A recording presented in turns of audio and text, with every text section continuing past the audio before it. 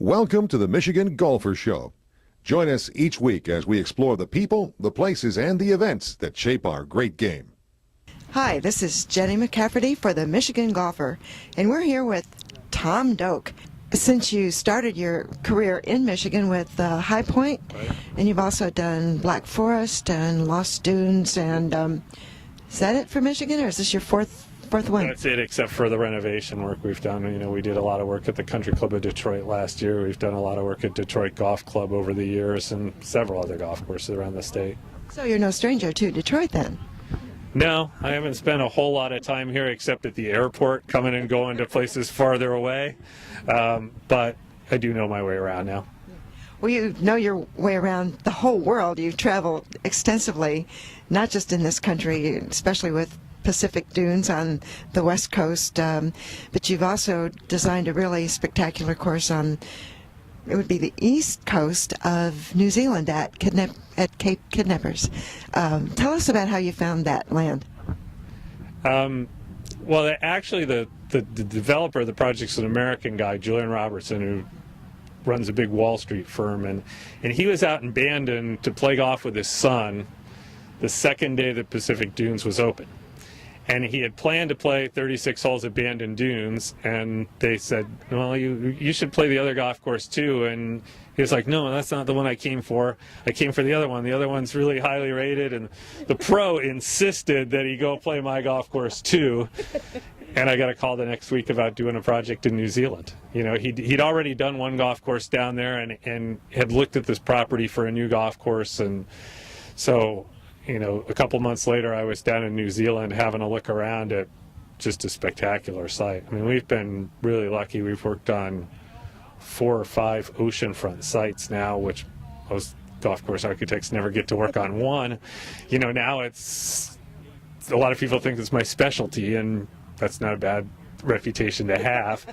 But Cape Kidnappers is so different because, you know, Pacific Dunes is kind of on a cliff 100 feet above the ocean. Barnbougle, the links golf course we built in Australia, is almost at beach level.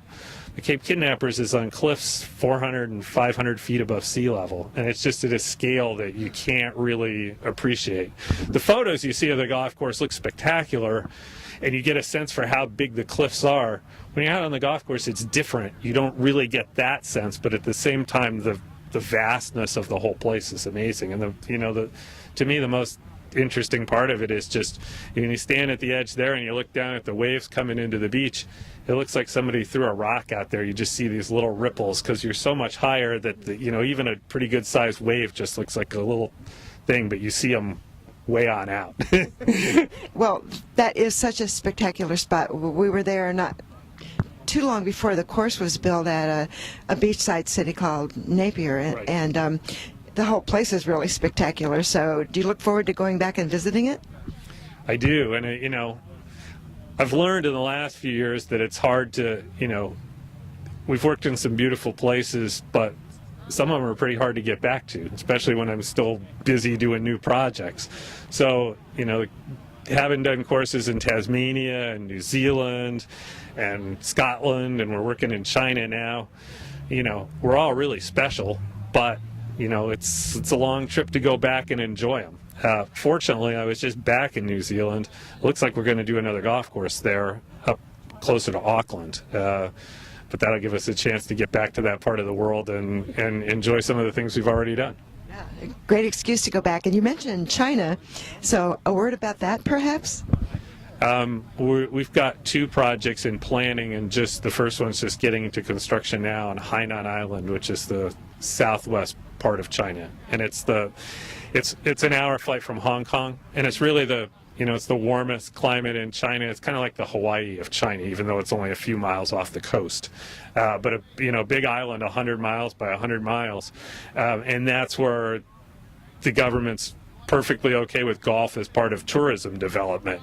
So they're building golf courses on a massive scale. There are a lot of projects, and that Mission Hills that has 12 courses, and Shenzhen has built, they just opened 10 new golf courses as part of this new resort project, and I think they're going to build another 10 after that. So it sounds like golf is booming, and it would be a good place for a golf instructor, I would think. be a very good place for a golf instructor. There's a lot of people interested in the game, but haven't had much chance to play yet. It's very different than, say Japan, where there's a longer tradition of the game, and a lot of people, even if they didn't have much access to golf courses, they have those big driving ranges where they can go hit and kind of learn how to play. There's not much of that yet in China either. It sounds like an opportunity for an entrepreneur, but we started a little bit mentioning Black Forest, which is one of your early designs, and it's one of the jewels of the Gaylord golf Mecca. Can you talk a little bit about that one? It's one of my favorites. Black Forest was the third golf course I did, and it might still be the hardest golf course I did.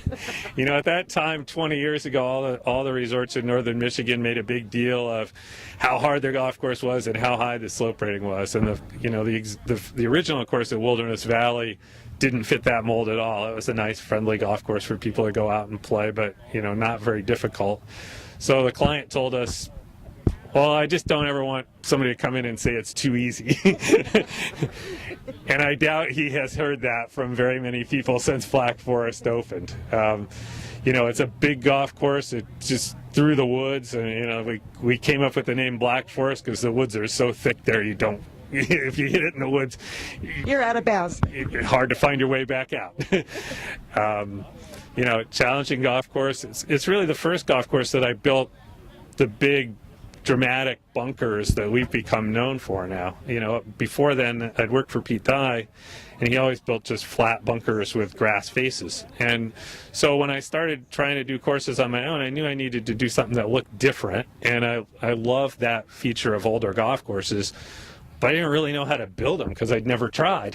So it took a couple of 3 golf courses of practice to get to the point where we could build those. And now, of course, I've got 4 guys working for me that could build them in their sleep, and we've worked in some really beautiful places. But that was the genesis of that idea. And it's funny now because you see those bunkers everywhere. Everybody's trying to do that same style.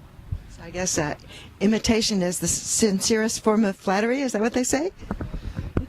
And we're always trying to do something a little different, so it's back to the drawing board for us, trying to figure out what to do differently the next time around.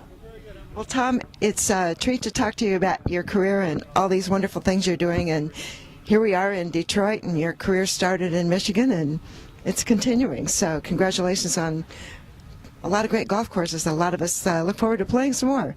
Thank you. You're welcome.